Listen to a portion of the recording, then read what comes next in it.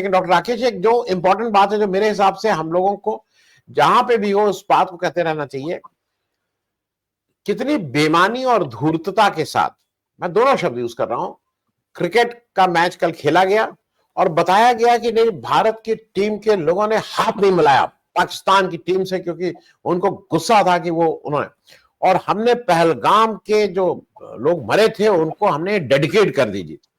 ये उल्लू बनाने का काम, मतलब ये उस तरह का है कि ब्रह्मभोज में या किसी की मौत में आप जाइए और कहिए दावत दिए, बढ़िया फर्स्ट क्लास आ जाइएगा। कोई मरा है घर में और किसी को बुला लीजिए दावत में कि तिरही है और बड़ी बढ़िया दावत है, डॉक्टर राकेश आइएगा तिरही में। ये बेमानी और मतलब लोगों की आंखों में धूल झोंकते। मैं इसलिए इस बात को बार बार कह रहा हूं क्योंकि ये आज हो सकता है इससे डायरेक्टली इसका कोई मतलब ना हो, लेकिन किस तरह से हमारी और आंख में धूल झोंकी जा रही है, किस तरह से ये सरकार जो सबको देश प्रेमी और देशद्रोही होने का सर्टिफिकेट बांटती है, उसने कितना बड़ा देशद्रोह का इस बीजेपी और आरएसएस के लोगों ने काम किया है। जब पहलगाम के जो जो अभी खून जिसको कहते हैं ना, अभी वो सूखा भी नहीं था, वो जाके पाकिस्तान से फिर मैच खेलने में लग गए हैं और केवल एक कारण से कि वहां पे अमित शाह के लड़के जय शाह को खुश करना था। मैं इस बात को जबरदस्त, कुछ लोगों को लगेगा मैं बिल्कुल लाऊंगा, अगर आउट ऑफ कंटेक्स्ट होगा तब भी लाऊंगा, क्योंकि इस पे देश के लोगों को चर्चा भी करनी चाहिए। तो डॉक्टर राकेश एक छोटी टिप्पणी इस पे भी कर दीजिएगा, और फिर जो मोदी जी भाग भाग के जो पुणिया जा रहे हैं और जिस तरह से बिहार में वो अपना अभी अभी माता जी का पिंडदान भी करेंगे, वो सारी बातें करेंगे, लेकिन एक छोटी टिप्पणी कल के जो भारत पाकिस्तान का मैच हुआ उस पर भी, और बाकी अडानी जी को किस तरह से तोहफा दिया जा रहा है। डॉक्टर राकेश देखिए, ये आउट ऑफ कंटेक्स्ट बिल्कुल नहीं है, जरूरी सवाल है, जरूरी बात है जिस पर बात होनी ही चाहिए। सबसे पहले मैं बहुत साफ कर दूं, मुझे साथ क्रिकेट खेलने पर कोई ऐतराज नहीं, बशर्ते जो सत्ता में बैठे लोग हैं वे इस बात की गारंटी दे दें कि अगर इस वक्त किसी और पार्टी की सरकार होती, कोई और प्रधानमंत्री होता, पहलगाम हो चुका होता, ऑपरेशन सिंदूर हो चुका होता, सीज फायर हो चुका होता, कोई राम कुमार नाम का प्रधानमंत्री अपनी रगों में गर्म सिंदूर दौड़ने का दावा कर चुका होता, कोई श्याम कुमार नाम का प्रधानमंत्री लाल किले की प्राचीर से और राष्ट्र के नाम संबोधन में यह कह चुका होता कि बातचीत और आतंक एक साथ नहीं चलेंगे, टेरर और ट्रेड एक साथ नहीं हो सकते, खून और पानी एक साथ नहीं बह सकता, क्या आज की भारतीय जनता पार्टी ये गारंटी ले सकती है कि किसी और की सरकार में ये सब हुआ होता तो वो निर्वस्त्र होकर सड़कों पर तांडव नहीं कर रही होती? मैं पुनः दोहरा देता हूं और आम भाषा में, तब भारतीय जनता पार्टी, राष्ट्रीय स्वयंसेवक संघ, उसके लघुए भगुए नंगे होकर नाच रहे होते सरकार के खिलाफ इस मैच के होने पर। अब मैंने जो पहला वाक्य कहा था, मुझे क्रिकेट मैच पर आपत्ति नहीं है, बशर्ते, अब दूसरी शर्त, बशर्ते दलजीत दोसांझ की फिल्म में किसी पाकिस्तानी हीरो के काम करने पर उसे देशद्रोही न ठहराया जाता, बशर्ते कलाकारों, गायकों, संगीतकारों और तमाम कला संस्कृति के विविध क्षेत्रों में जो लोग काम करते हैं उन पाकिस्तानियों को भारत बुलाने पर भी ऐतराज न किया जाता, मुझे कोई ऐतराज नहीं होता। ये कैसे हो सकता है कि एक तरफ आप जय शाह के चलते सिर्फ धंधे के लिए, सट्टे के लिए दुबई में जाकर पाकिस्तान के साथ मैच खेल दें और किसी कलाकार के किसी फिल्म में होने पर उसे देशद्रोही ठहरा दें कि उसकी फिल्म में पाकिस्तान की कोई हीरोइन है? यह किसी तौर पर मंजूर नहीं है। अब उस प्रतीकात्मकता की भी बात कर लें। मुख्यधारा का मीडिया और सोशल मीडिया पर जो राइट विंग के सेनापति हैं वे क्या दावा कर रहे हैं? देखिए, हमारे कप्तान ने शेक हैंड नहीं किया, हैंड शेक नहीं किया, उनकी तरफ मुस्कुराकर नहीं देखा। थोड़ा शालीन भाषा में मैं कहना चाहता हूं कि ये उसी तरह से है कि शयन कक्ष में एक साथ तो रहेंगे लेकिन डॉट डॉट डॉट।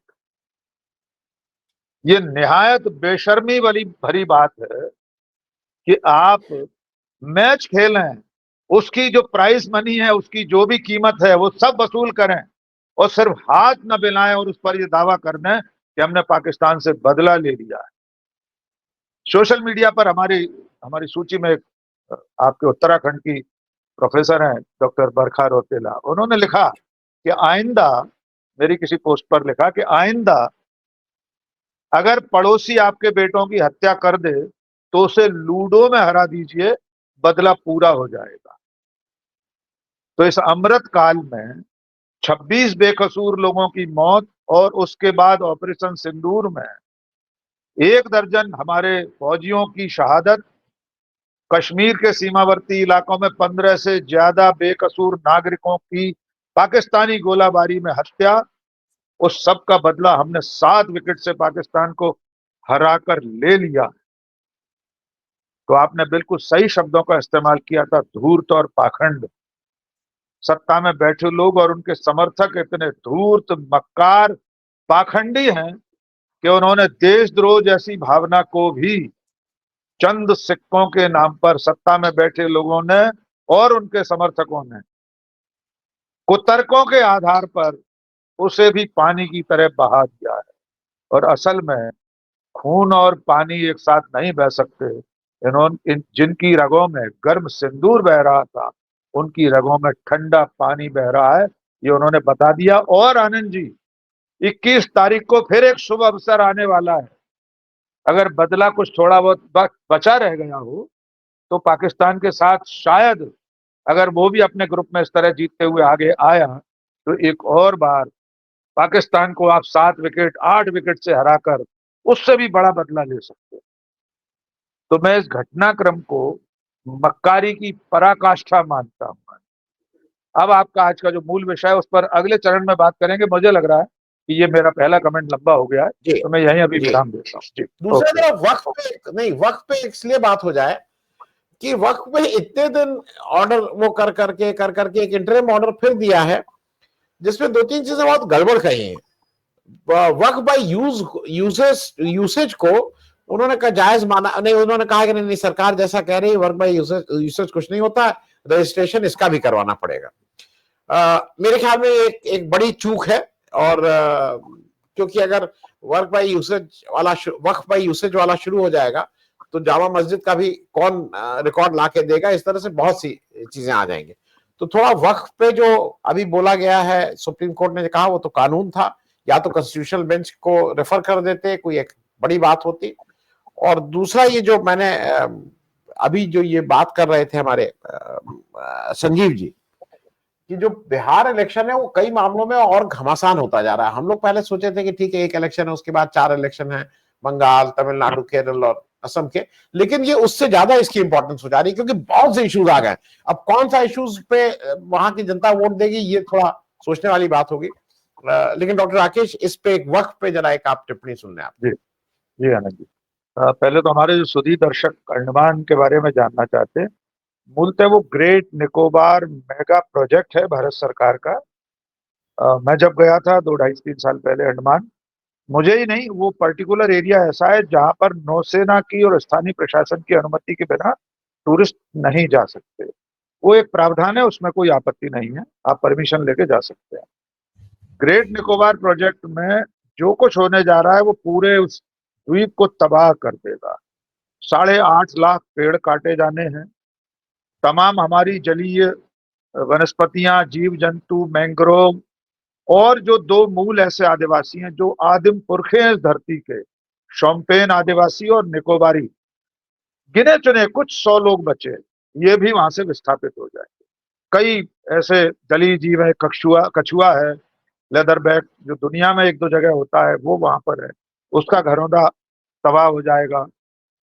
और भी कई ऐसी चीजें हैं। हो ये रहा उस प्रोजेक्ट में, वहां पर एक अंतरराष्ट्रीय ट्रांसशिपमेंट पोर्ट बनने जा रहा है जहां से पूरी दुनिया से पानी के जहाज आएंगे और जाएंगे। उसके लिए बहुत बड़ा वहां पर तोड़ फोड़ होगी। दूसरा, वहां पर एक शहर बसाया जा रहा है, वहां की कुल आबादी से ज्यादा लोग बसाए जाएंगे वहां जाकर। एक बहुत बड़ा बिजली घर बनाया जाने वाला है। और मजे की बात यह है कि सरकार ने हर तरह से उसे इजाजत दे दी है, स्थानीय लोगों के विरोध के बावजूद इजाजत दे दी है। और जो 8.5 लाख पेड़ काटे जाने उसके एवज में जो सुप्रीम कोर्ट की रूलिंग है कि अगर आप किसी प्रोजेक्ट के लिए पेड़ काटते हैं तो उससे दुगने पेड़ आपको लगाने पड़ेंगे। सरकार कह रही है कि ग्रेट निकोबार में जो पेड़ काटे जाएंगे, संजीव भाई आपको सुनकर हैरत होगी, सरकार ने ये कहा है कि वो उससे ज्यादा संख्या में पेड़ हरियाणा में अरावली पर्वत श्रृंखला में लगाए। आप सोच कर देखिए, इस देश का सबसे ज्यादा जो पर्यावरण का जो केंद्र है, जो हरियाली का क्षेत्र है, वो अंडमान ग्रेट निकोबार का यही क्षेत्र है जहां सबसे ज्यादा हमारी जीवनदायी हवा हमको मिलती है। और उसके एवज में अरावली में पेड़ लगाएंगे हजारों किलोमीटर दूर। इस बारे में हमारे साथी हमारा वीडियो देखना चाहते हैं तो सर्च कर लें, मेरे नाम से जो चैनल है डॉक्टर राकेश पाठक, उस पर भी मिल जाएगा। अभी मैंने 5-7 दिन पहले जब सोनिया गांधी ने चिट्ठी लिखी थी सरकार को, उस दिन मैंने ट्विटर पर दोबारा उससे साझा किया, वहां मिल जाएगा। धन्यवाद। और दूसरा सवाल आपका जो था वक्त को लेकर, हमारे न्यायपालिका में इस वक्त अमृतकाल में जिस तरह का न्याय हो रहा है वो बैलेंसवाद की अनूठी मिसाल है कि फैसला करते समय अदालतें ऐसा फैसला करती हैं जिसमें कई बार दोनों पक्षों में बैलेंस बनाने की कोशिश होती है। वक्त के मामले में भी कई चीजें ऐसी हैं जिसमें फरियादी पक्ष को संतोष मिल जाएगा कि चलिए उसका जो सीईओ होगा वक्फ बोर्ड का वो मुसलमान होगा, इसके अलावा कलेक्टर उसका कोई अंतिम निर्णायक अधिकारी नहीं होगा। लेकिन दूसरी तरफ दूसरे धर्मों के 3 लोग उसमें शामिल होंगे। अब सुप्रीम कोर्ट से ये पूछा जाए, जितने दूसरे धर्मों की ऐसी संस्थाएं हैं, मंदिरों का संचालन करने वाली संस्थाएं, गुरुद्वारा प्रबंधक कमेटी या ईसाइयों की, बौद्धों की, क्या सुप्रीम कोर्ट ऐसा प्रावधान कर सकता है कि शिरोमणि गुरुद्वारा प्रबंधक समिति में 3 मुसलमान होंगे या 3 हिंदू होंगे, या श्री माता वैष्णो देवी ट्रस्ट जो है उसमें 3 मुसलमान होंगे? ऐसे देश में तमाम धार्मिक संस्थाएं हैं जिनका संचालन उन्हीं धर्मों के लोग करते हैं। अगर आप इस विविधता को लागू करना चाहते हैं तो हम इसका दिल से स्वागत करते हैं, लेकिन कल ही ये फैसला भी सुनाइए कि देश में जितने दूसरे धर्मों के भी ऐसे निकाय हैं, ऐसी संस्थाएं हैं, संचालक मंडल हैं, बोर्ड हैं, उसमें उन धर्मों से अलग भी दूसरे धर्मों के 3 या 4 प्रतिनिधि होंगे। ऐसा सुप्रीम कोर्ट नहीं कर पाएगा। तो ये जो बहुलतावाद, बहुसंख्यक लोग के नाम पर बहुसंख्यक लोगों को संतुष्ट करने की चीजें चल रही हैं कि हिंदू सेंटीमेंट को खुश करने के लिए कानून को बलाए ताक रखकर फैसले हो रहे हैं, ये आगे चलकर भारी पड़ने वाले। मुझे लगता है इस मामले में इससे बड़ी पीठ पे संविधान पीठ में जाना चाहिए, वहां एक बार फिर इस पर विस्तार से बात होनी चाहिए। यही एसआईआर को लेकर हो रहा है, महीनों सुनवाई चल रही, सुप्रीम कोर्ट प्रवचन देने बैठता है, उसका काम प्रवचन देना नहीं है, सलाह देना, मशविरा देना नहीं है, उसे निर्देश आदेश देना है कि आप आधार कार्ड को अनिवार्य कीजिए, बात खत्म।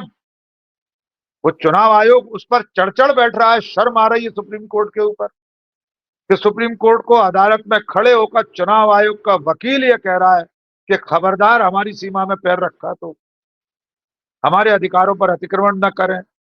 तो कुल मिलाकर हमारे संवैधानिक ढांचे के जो चारों पाए हैं उसमें सबसे महत्वपूर्ण और अंतिम पाया, अंतिम दहलीज सुप्रीम कोर्ट है। अब अगर उसकी ये दशा है तो अब लोकतंत्र में लोग किसके पास जाएंगे वो पता नहीं।